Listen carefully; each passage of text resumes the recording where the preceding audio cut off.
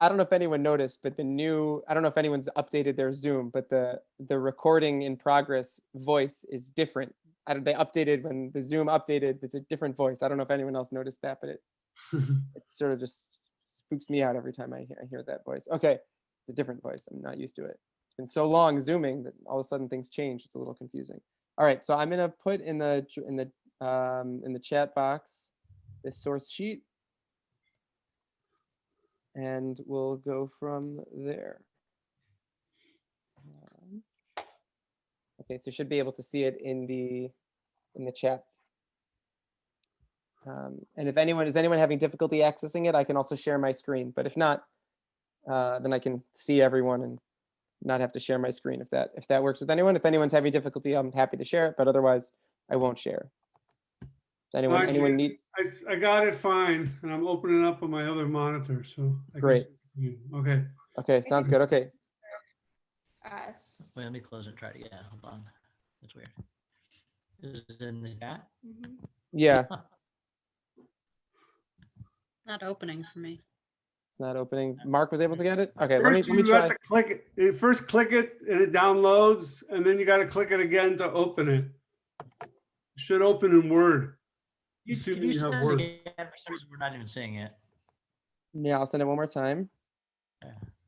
I'm also here. What I'll do actually instead, well, I'll do it again, and then I will also. It's saved in Google Docs, so I can share the Google Doc. Okay, so we are here. Everyone's good now with the. Looking behind us. Great. Okay, so looking behind Esther's mask. So what I want to do, I mean, many of us have heard the Purim story several times. There's a Rabbi David Foreman, who's actually he has. If people have ever heard of a website called Aleph Beta, it's a website of Jewish educate. I mean, he's a Jewish educator. Stuff on the Parsha every week, and he's written a couple of books. One of his books is called "The Queen You Thought You Knew," or "The Queen You Never Knew," something like that about Megillat Esther. And so he spends a whole book sort of analyzing the story. One of a major theme of his that he talks about, and I've probably mentioned this before when talking about any stories in Tanakh, is that he talks about this sort of like a lullaby effect that happens, that if we grow up hearing the stories of the Torah and certainly hearing Purim, and we're acting out Purim plays when we're in first grade and second grade, and like we're used to a story and we know the story, so that even if we hear it a second time, a third time, a fifth time, for some people, this could be like the 20th, 30th time that someone is hearing the Megillah this year, right? And like you stop really paying attention to it and just sort of, okay, I know the story. There's Haman, there's Achashverosh, there's this, there's that. Jews are going to die, Jews are safe. Okay. Like we stop thinking about it because we know it already. And so that was Rabbi Foreman believed it was really important when we look at stories to, especially stories that we know so well, to be extra critical and extra careful when we read them, because there might be a lot more latent underneath that we might not have ever really realized. And so what I want to do tonight is sort of explore just one. There is a lot that one can say. It's 10 chapters, but there's a lot really that you can say that we could explore about the story of Esther. And so what I wanted to do tonight is just look at like one particular aspect of the story. And I'm calling it, looking behind Esther's mask, sort of seeing what's sort of underneath the surface of the story. There's a lot of information in the Megillah, and I think if we spend a little bit of time, we can sort of unearth maybe some deeper meaning, significance, something that's going on. As an example, I want to start with the first source, is 2 verses from the 2nd chapter of the book of Esther, Perek Bet. Someone want to read for us? The bold words are important, but I only bolded them in Hebrew, but I'll tell you what's bolded in English. But can someone read for us just the first source, 2 verses in the book of Esther? It's when we first are introduced to Mordechai. Remember the story, right? The way the story opens up, Achashverosh is having this big party, the Persian king, big party, 127 provinces, big party, a lot of this exciting stuff going on. Something happens between him and the queen, kills the queen, gets rid of the queen. Now he doesn't now he's sad because he wants a new queen once he got rid of her. And that's when we're introduced. There's someone named Mordechai. There's someone named Esther. Esther ends up getting selected, becomes the new queen, etc. So this is when we're first introduced, the very beginning of chapter 2, when we're first introduced to Mordechai. So someone read for us source number 1. First words about Mordechai. Thanks, Mark. איש יהודי היה בשושן הבירה ושמו מרדכי בן יאיר בן שמעי בן קיש איש ימיני אשר הגלה מירושלים עם הגולה אשר הגליתה עם יחניה מלך יהודה אשר הגלה נבוכדנצר מלך בבל. There was a certain Jew in Shushan the castle whose name was Mordechai, the son of Yair, the son of Shimi, the son of Kish, a Benjamite, who had been carried away from Jerusalem with the captives that had been carried away with Jeconiah, king of Judah, whom Nebuchadnezzar, the king of Babylon, had carried away. So if I were to just ask you, thanks, Mark, if I were to ask you before doing anything, what do we get from this verse, right? Like these two verses. What do we get from here? What are we learning from here? What information is conveyed to us? This is not a trick question. Very straight. What are we learning in this verse? What do we walk away with from these two verses? Mordechai's family has been there for 4 generations already. Okay, yeah. So Mordechai's generation has been there for a while. What else? What else do we know? From the tribe of Benjamin. Tribe of Benjamin. So it's interesting. It calls him an Ish Yehudi, which we'd normally think Yehudi, Yehuda, Judah. We'd think of him as you'd think he's from the tribe of Judah, but already, there are a couple of different theories here. One theory is that if you ever looked at a map of the tribal allotments, Benjamin and Judah Benjamin was like inside of the tribe of Judah. So it could have been that it was sort of like everyone, even if you were Benjamin, like you were still also from the tribe of Judah because you were landlocked around Yehuda. Another theory is that, look, by the time once the northern kingdom has been exiled, so all that was left was primarily Judah. Okay, there were people, some Levim, some Kohanim, some Benjamin, but like the biggest group were the Jews, were from the tribe of Judah. So already in Mordechai's time, just sort of Jew was the collective term for descendant of Israel. And that's sort of, so he's an Ish Yehudi, but he's actually also from the tribe of, Ish Yemini, Benjamin. Okay. Anything else? There doesn't necessarily have to be anything else. I mean, I think there is actually something there. I think there are 3 things that are significant, but they're only when you dig a little bit deeper.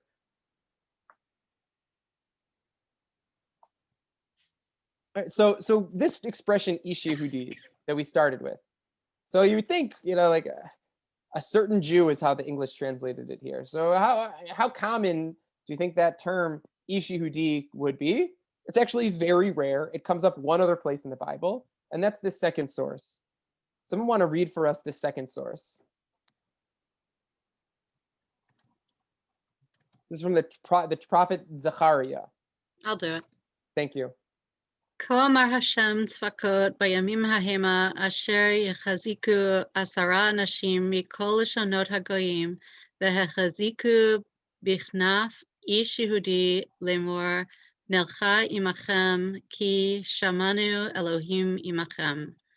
Thus saith the Lord of hosts, in those days it shall come to pass that 10 men shall take hold out of all the languages of the nations, shall even take hold of the skirt of him that is a Jew, saying, we will go with you, for we have heard that God is with you.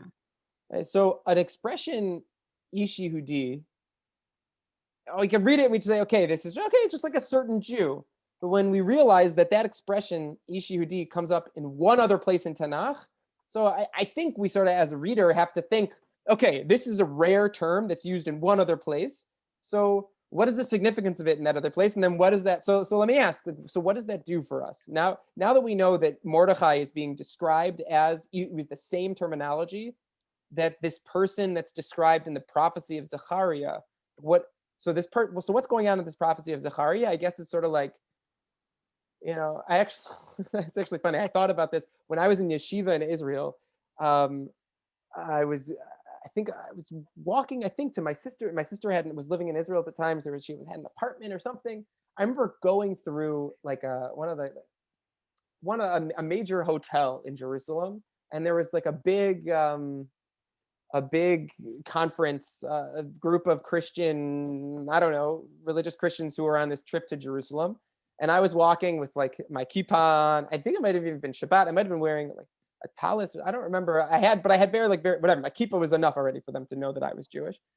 And they were like excited to see like a real live Jew in Jerusalem. They were like, wow. They were like sort of excited. But that's sort of like what's being described here is that these non-Jews are going to want to grab on to the Ish Yehudi and say, you know, take us to Hashem. What's the language that he used again? Right? Like let me go with you. Ki shamanu Elohim imachem. We heard that God is with you. Like teach us Torah, teach us, enlighten us, bring us something. You know, so let me ask. So what does it do for us, our understanding of Mordechai, with this association from Zechariah? How does it change our picture of who Mordechai is? Mordechai was probably pretty stood out. I assume there weren't that many Jews in Shushan. Maybe. Yeah, I mean, I don't know about numbers of population, but according to if you remember the story of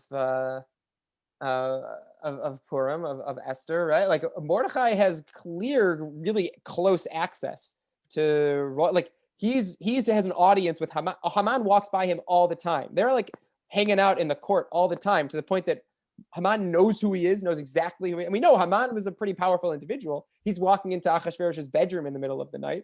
So Mordechai Mordechai hangs out the palace. He's like checking in on Esther all the time. He's got access to the harem in some way. Like Mordechai was clearly connected in some way. So yeah, so we're seeing that he's sort of distinguished. There's a passage in the Talmud that identifies Mordechai as being a member of the Anshe Knesset Hagadolah, that he was a rabbi. He was like a big deal rabbi. Maybe they're sort of drawing on the fact that this Ish Yehudi was a significant. Any other thoughts on this?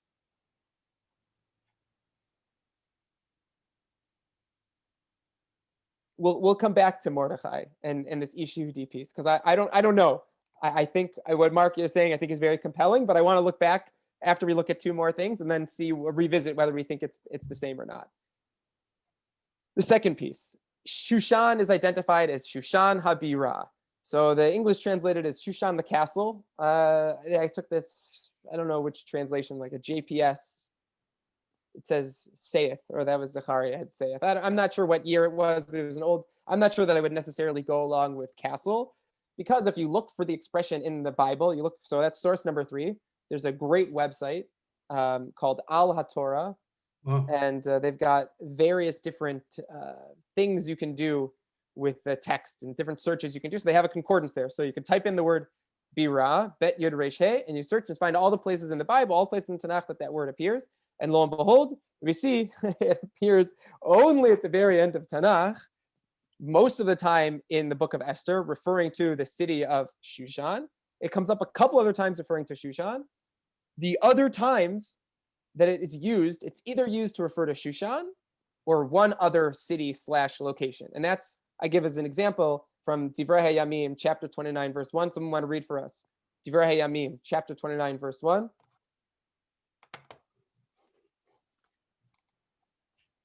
I can read it. Thanks. Vayomer David HaMelech l'chol hakahal Shlomo v'ni echad b'char bo Elokim nar varach v'hamalka gadola kilo la'adam habira ki la'Hashem Elokim. And David the king said unto all the congregation, Solomon my son, whom alone God hath chosen, is yet young and tender, and the work is great, for the palace is not for man, but for the Lord God. Right. So thanks, Evan. So just to actually background Divrei HaYamim for people who aren't aware. So the story of Divrei HaYamim of Chronicles is a major retelling, primarily of the books, the story, really the story of David, and then the future from there. So it's a little bit of the book of Samuel, Shmuel Aleph and Bet, and Malachim Aleph and Malachim Bet, the book of Kings. So there's sort of reworked in there, and we could spend hours and hours talking about the differences and how that is, and who wrote Divrei Yamim and why was Divrei Yamim written. There's like a lot of discussion. But anyway, so it's retelling that story, and this chapter is talking about a comment of that David makes about his son Shlomo. What is the birah here? It says the palace is not for man. What is the palace that he's referring to? What is the birah? Anyone know what David did not build, but he had his son build instead of him? Beit HaMikdash? Beit HaMikdash. The birah that's being referenced here, the birah is the Beit HaMikdash. It's Jerusalem, it's the temple, it's the Beit HaMikdash. So okay, so we have this term. We have this term habirah that appears it appears a handful of times, either referring to Shushan or the Beit HaMikdash / Jerusalem. What do we make of that now? So now, knowing that, going back to this verse in Esther, when it's talking about this Ish Yehudi in Shushan Habirah, what do you make of that? I make that Shushan must have been a main center for whatever. There was a palace there, whether it was probably not a Jewish palace, but it was a palace or something big. So what do we make about the fact that like this is there's an expression in Hebrew that's often used, kiviyachol, which means it means as it were, I guess. It's used all the time when we say something to compare something to God. We say, kiviyachol. Like if it were we can't compare anything to God, kiviyachol, as if it were, like God. That's a common Hebrew expression. Mm-hmm. I think we would is the temple only significant because it was like a big, is what's being communicated here just, oh, well, Shushan, is a major center, the temple was a major center?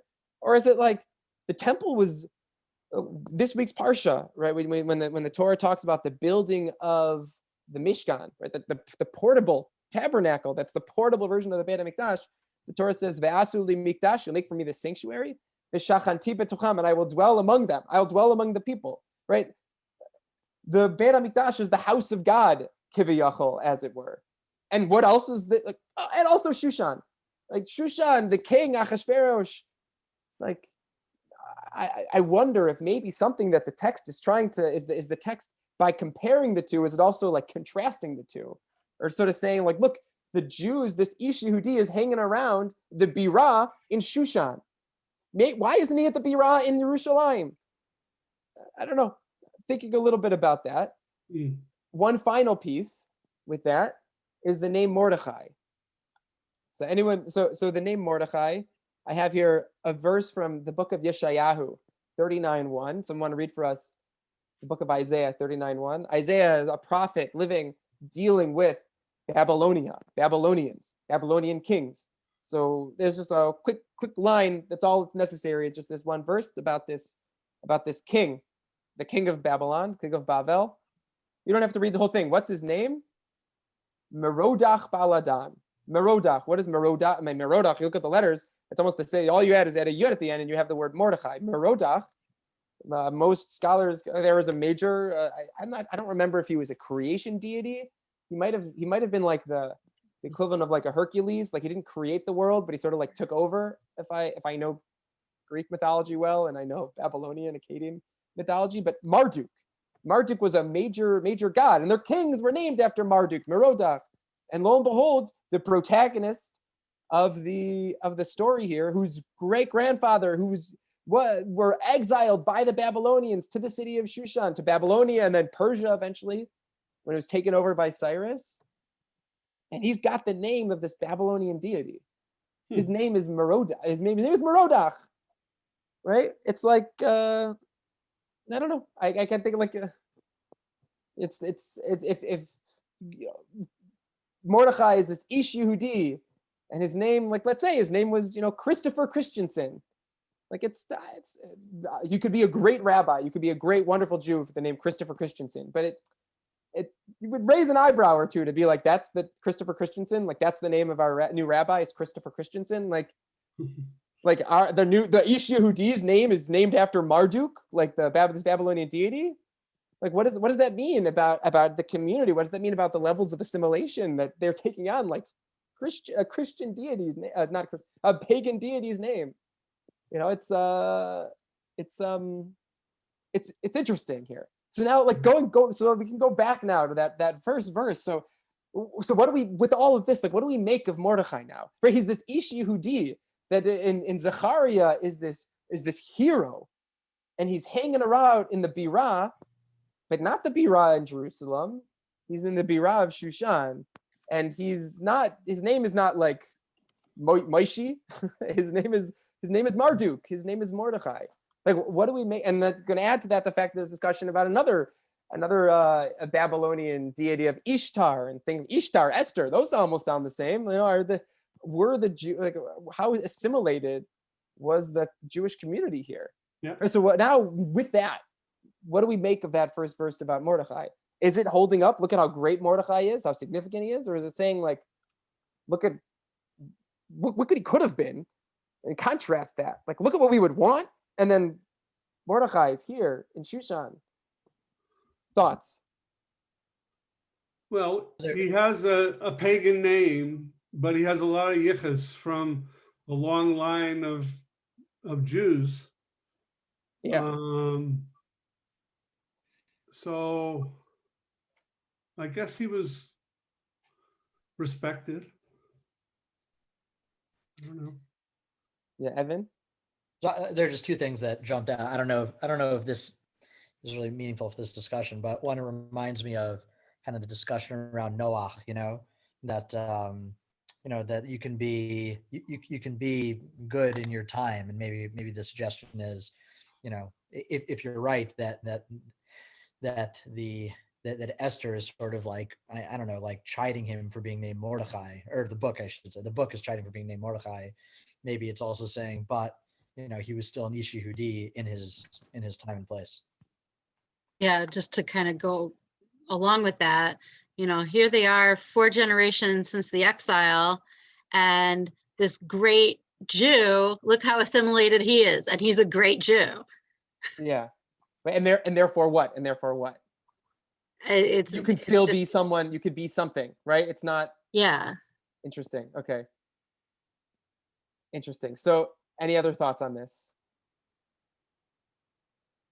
Just one other thing, and yeah. I'm not sure, I don't know if this fits in, but the idea of something about Shushan Habirah having some kind of like religious significance, I think would be important if true. That's big if true, as they say, because Esther is notoriously devoid of Jewish religious references, right? The only thing about, literally, this is the only thing about the story that makes it a Jewish story, is that Mordechai is called, Jewish. There's nothing like kind of classically Jewish, and as very much like contrasted with like the rest of, say, basically everywhere else in Tanakh. Most of it, right? Like like a constant refrain through you're talking about like about Malachim, like and Shmuel, like it's constantly like criticism of like deviating from following the Lord, and so like there's it's like very heavy-handed about like about Israel and what Israel's supposed to be doing, and there's really nothing in here at all about that. Yeah, that's really so that's really interesting, and we'll maybe we'll come back to that point and touch on that point again about this like general theme, or like is there a message, is that like the fact that it's not there at all in the Megillah, is that a message to us as the reader, and what is that message? Is it like, okay, so you don't need it, or is it a criticism of we'll come back to that point. Any other thoughts on this before going to a little bit, taking a step back from the text and thinking a little bit about the history of what's going on in the world at this time, or what had just happened in the world at this time? So what I have here, source number 5. We can look at source number 6. And I don't know if anyone reads like cuneiform, but source number 6 is The Cyrus cylinder. The Cyrus cylinder was, well, actually, we'll get to source 6 in a minute. Let's read source number 5 first. Source number 5 from the book of Ezra. Book of Ezra, after the destruction of the Beit HaMikdash, after exile in Babylonia. Now, Cyrus the Great, Cyrus II, Cyrus the Great, he basically conquers Babylonia. The Persian Empire is enormous now. He's like considered like the founder of, I'm not gonna say modern Persia, but like this new Persian Empire he's created. And Ezra here, the book of Ezra, talks about like his first pronouncement as the king of Persia. So I want to read for us source number 5 about Cyrus the Great.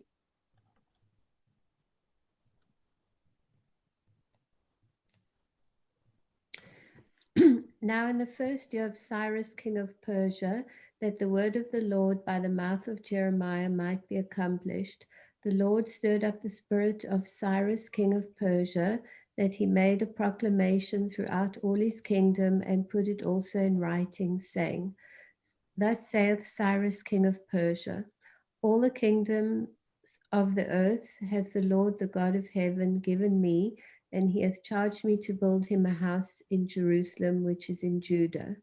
Whosoever there is among you all, his people, his God be with him, let him go up to Jerusalem, which is in Judah, and build the house of the Lord, the God of Israel. He is the God who is in Jerusalem. Right, so Cyrus makes this pronouncement, and he says, all of you Jews, right? He has a different vision. Right? The Babylonian style of conquering was population transfer. I'm going to take you over, and then I'm going to move you all around. And Cyrus is like, let's undo that. All of you Jews, wherever you are, you're welcome to go back. So we actually have the Cyrus cylinder, source number 6. We actually have this in writing.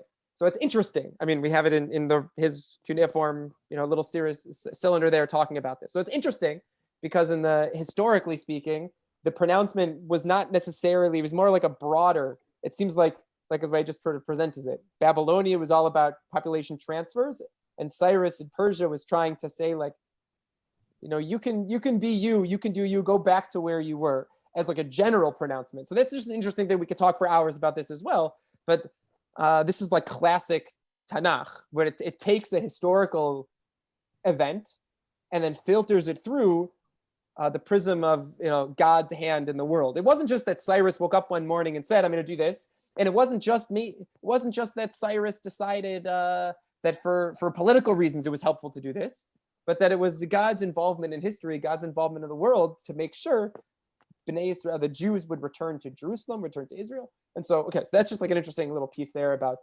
God's hand in history and how Tanakh sees God's hand in history, even if it's not necessarily apparent to everyone. Anyway, but so this was Cyrus. Cyrus was this first king of Persia. There's a big debate as to when exactly we date who Ahasuerus was, when it was, but we can agree that he's after Cyrus, which means that when Mordechai, this Ish Yehudi, who's walking around Shushan HaBirah in Persia, in Shushan, there are Jews who may already have been moving back to Jerusalem. Right? The time of the exile, the Tisha B'Av that we're having, they were sitting on the floor and crying and weeping and tearing clothing and say, the Beit HaMikdash was destroyed. We want to go back. We want to go back. Apparently, Jews could have been going back. You look at the book of Ezra and Nehemiah, like they were going back. They could. Now there were a lot of difficulties and it was complicated and different problems that they faced. That was the book of Ezra and Nehemiah. We'll talk a lot about that. But Mordechai here is in the Birah, right? Like, it's not just that the Birah is Shushan, but it's also Jerusalem. But like, there are actually people in the Beit HaMikdash Birah, or are trying to build the Jerusalem Birah. And here's Mordechai in Chutz La'aretz. There's Mordechai in Persia. And it's sort of interesting, the Kuzari is a much later, like medieval, a book of Jewish philosophy of this maybe historical fiction, maybe inspired by true events, conversation between a rabbi and the king of the Khazars. And this rabbi, Kuzari, makes this statement, originally written in Arabic, which is why I'm just giving you the English. It says, divine providence was ready to restore everything as it had been at first, right? God had basically, Cyrus, everyone was ready to go back if they had all willingly consented to return. If only the Jews in Babylonia and now Persia were willing to go back. But only a part was ready to do so, whilst the majority and the aristocracy remained in Babylon, preferring dependence and slavery. I mean, slavery is like really harif here, really intense. Preferring dependence and slavery and unwilling to leave their houses and their affairs.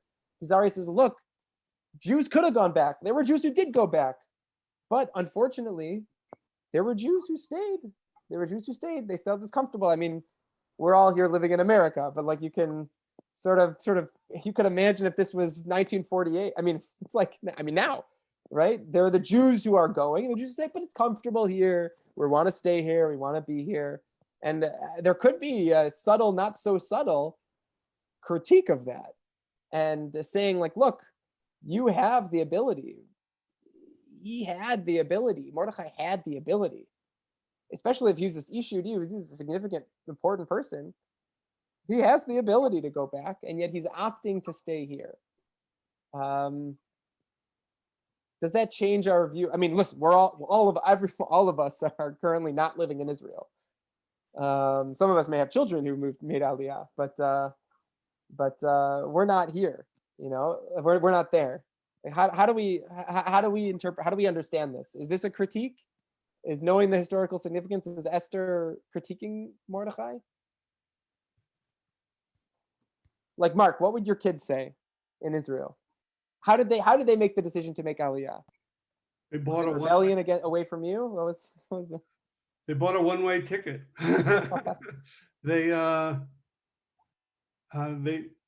Elliot always wanted to make Aliyah for a long time. So he just did it. He was young enough, and he didn't have the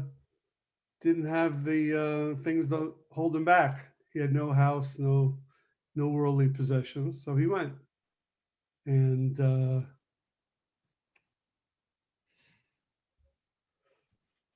what can I say? How should we read now? Like, do you agree? Do you think is the book of Esther giving a subtle or sort of sticking it, sort of saying, look at Mordechai, look at Esther, look at these Jews. Like, how do we? It shows that even the Jews don't have it so great in Persia or Shushan or wherever, or all the surrounding areas, because after they had the edict from Haman to destroy all the Jews, it took like more than another edict to keep them from doing it. They were well on their way to destroy the Jews. The Jews had to fight back. Yeah, so,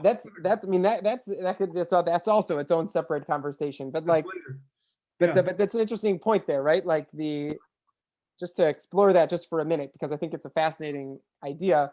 Once Haman is dead, everything is done. The story is done, but the story is not done yet, because Esther goes to Achashverosh and says, there's still this like genocide that's about to happen to my people.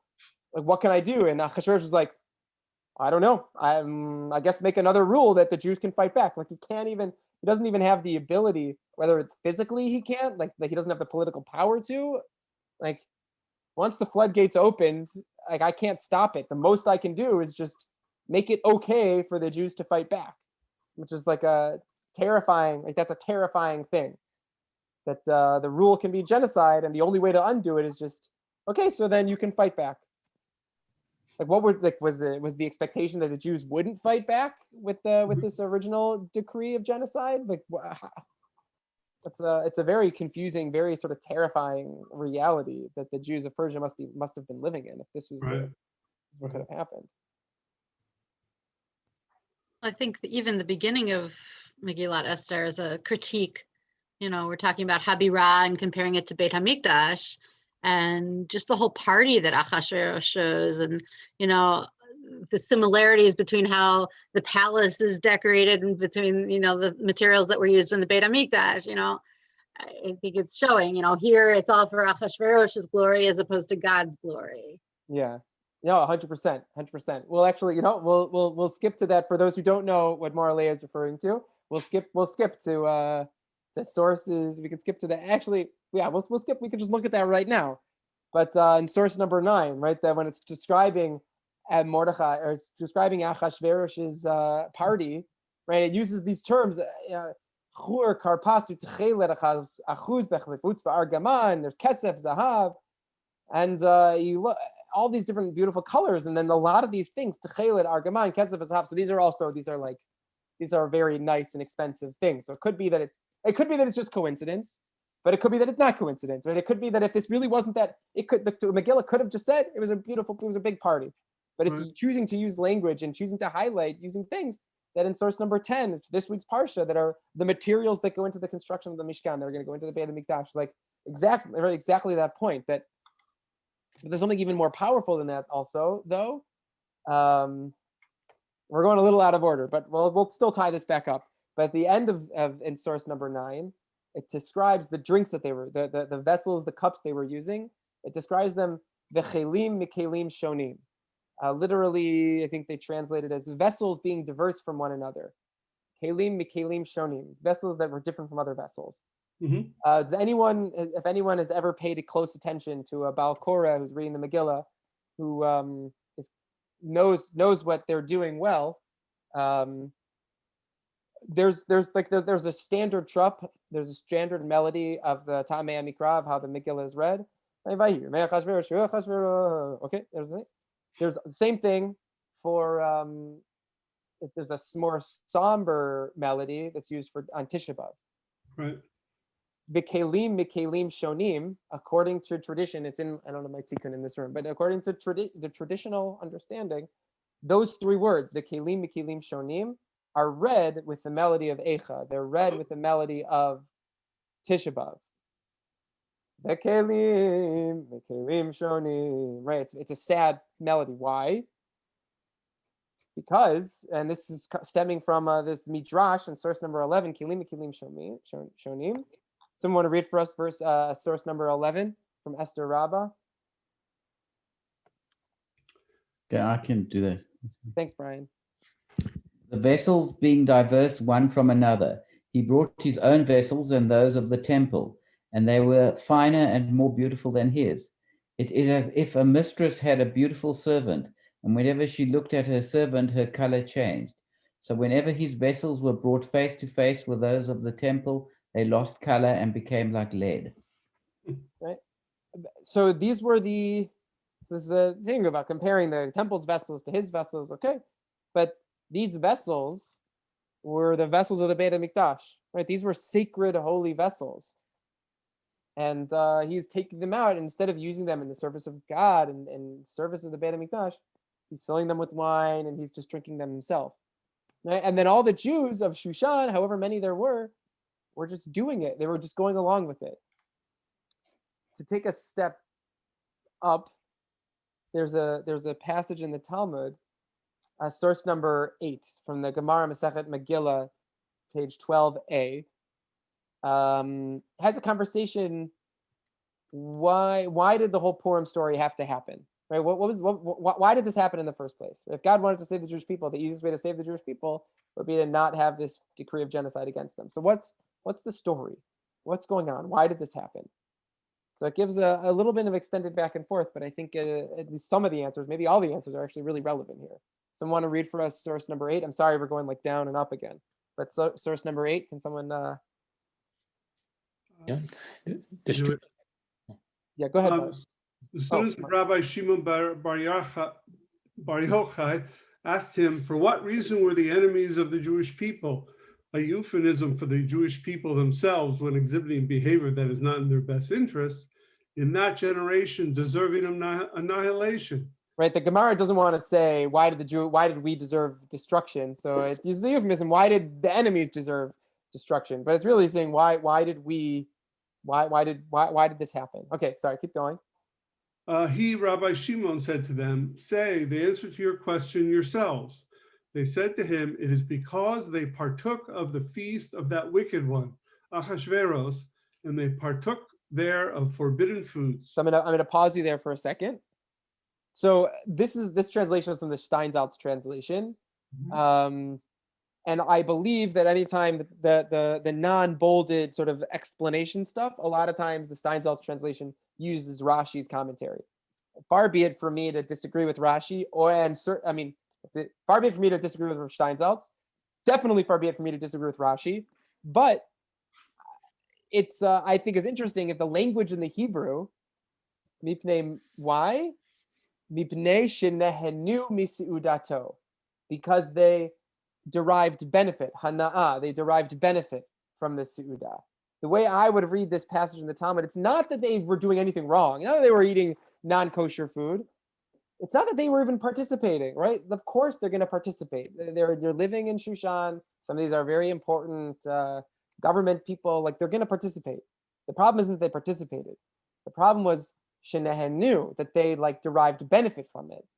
That they didn't have like any even like feeling of guilt when they're drinking wine out of the Beit HaMikdash's own vessels.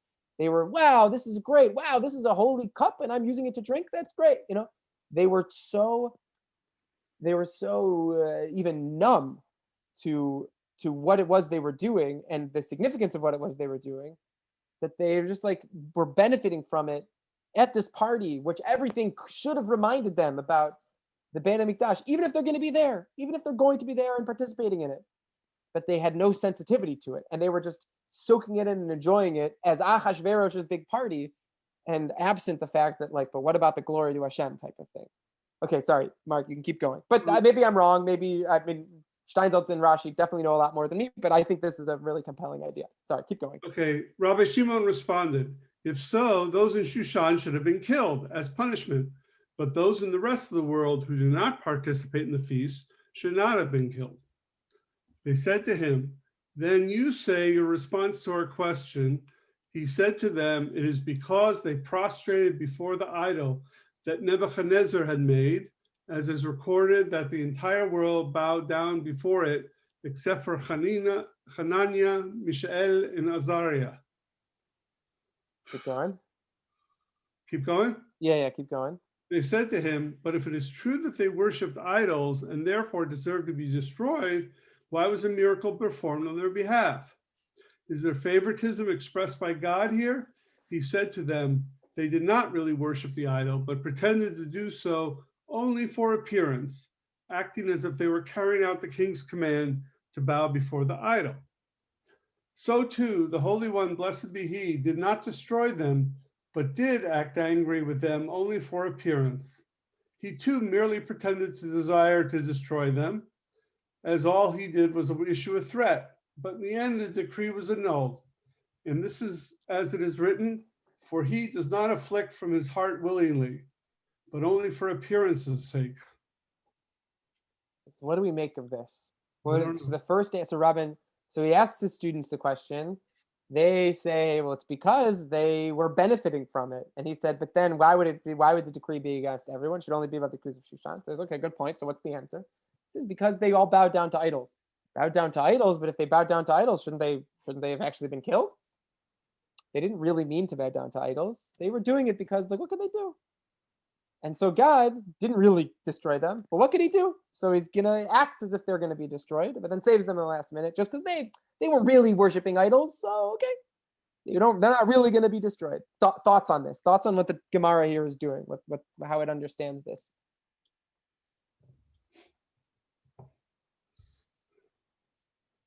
I mean, is this still this does not make the Jewish people look good. No part of this makes the Jewish people look good. Whether the first half of the Jews of Shushan or the second half about the entire Jewish population. Mm-hmm. Like, what does this mean then? And like taking this back to Mordechai, like was Mordechai one of these Jews? No. Just like, no, because he didn't bow down to Haman, right? So he was like, he didn't partake in these parties. He didn't partake, right. But like everyone else did. Uh-huh. What does this mean about the Jewish people? Like, what are we celebrating on Purim? God didn't destroy us because we're celebrating on Purim. God didn't destroy us because we only did idolatry, but like not in our hearts. So that's why we're celebrating. Like, Is it a holiday? Is it like a happy day? Should we come out of Purim and be sort of introspecting about who we are and how we're behaving and whether we're all show and like what does this mean? What does this do for Purim? Morley, you've got a smile there. Oh, I'm just thinking about issues of identity. Yeah. And assimilation, and how we identify and when we identify, and yeah. So I mean, so what do you think the Gemara would say about that question? And then do you think that is that a faithful reading of what the Megillah would say? Like, do you think what do we think? What does the Gemara think? How should the people, where should the people's identity have been? And did they achieve that or not?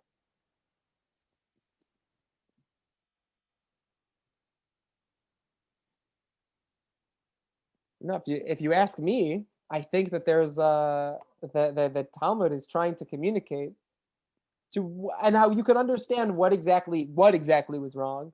But I think the Gemara and the whole Megillah is trying to, Gemara playing off of the understanding the Megillah, is trying to communicate that the Jews of Shushan were, this wasn't a great setup here. People weren't doing great. It wasn't like a great situation where everything was great and everyone was doing well, and then, oh no, Haman, oh thank God, we're saved. Like, the Jews were off. The Jews were not aware. The Jews were not focusing on what they needed to be focusing on. And then lo and behold, Haman just walks right in, and you could say, like, I don't know, like, was Mordechai refusing to bow to Haman like too little, too late? That it's like, this is what's going to lead to the destruction? Like, maybe if everyone was doing this already, would be okay. But the reality is that you got your one guy who's doing this now, like, that's going to be the trigger for everything. I don't know. There's something to that. And it's almost 9 o'clock. I don't want to go It too almost long. reminds me of Tevya, like, okay, I can bend. That's just too far. Right. Exactly. Yeah. So yeah. I'll just add that in that reading, though, it raises the question about what was the what was Haman's problem with the Jews then, right? If they really were as essentially assimilated, it sounds like, in a very deep way, then then his critique of them, that they act differently, that they keep different laws, doesn't really stick, Right. So it's interesting. Yeah. So sorry, go ahead. I cut you off. No, I was saying, I mean, it could just be, it may have been an insincere argument on his part, but I don't know. Yeah. That I think that's a really strong point, which is why I think, and I should have included this, but I didn't. But the Gemara has a whole analysis over what exactly Haman was saying there, and it rejects the pshat. I think it says it's not that they were so observant and they were different and different customs. The Talmud there reworks the whole thing. Like the pasuk says, "Yeshno am echad," there is this nation, and the Talmud says, "Yeshno," like Yashan, they're asleep at the wheel. They're not performing mitzvot. They've lost everything, right? And the Talmud rereads that to say that Haman wasn't critiquing how different they look and how different they act, because they looked exactly the same and they acted exactly the same. Haman was getting to the fact that they were totally, what he was saying to Achashverosh was that these Jews have nothing. The Jews are totally assimilated. They're nothing anymore. Because the Talmud has this thing that Achashverosh was concerned that maybe there would be some divine punishment. And Haman's like, there's not going to be any divine punishment. The Jews they're gone. They're gone. No one cares about them. God doesn't care about them anymore because they're all sinners.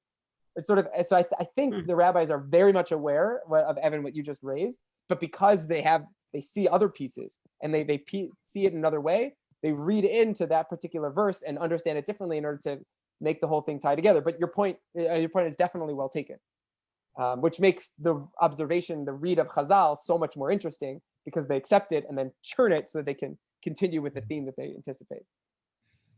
It's already 8:58. I'll just wrap this up really briefly, which is source number 12. The Gemara again has this idea. This has a statement right? The king removed his ring from his hand. He takes off his ring, gives it to Haman. That's like that's the moment where Achashverosh basically says, Haman, you can do whatever you want to the Jewish people. And the Gemara says that moment was more powerful, was more effective than 48 prophets and 48 prophetesses, Neviot, who prophesied on behalf of the Jewish people. Because they were unable to return the Jewish people to the right way, but remove Achashverosh's ring, return them to the right way, since it brought them to repentance.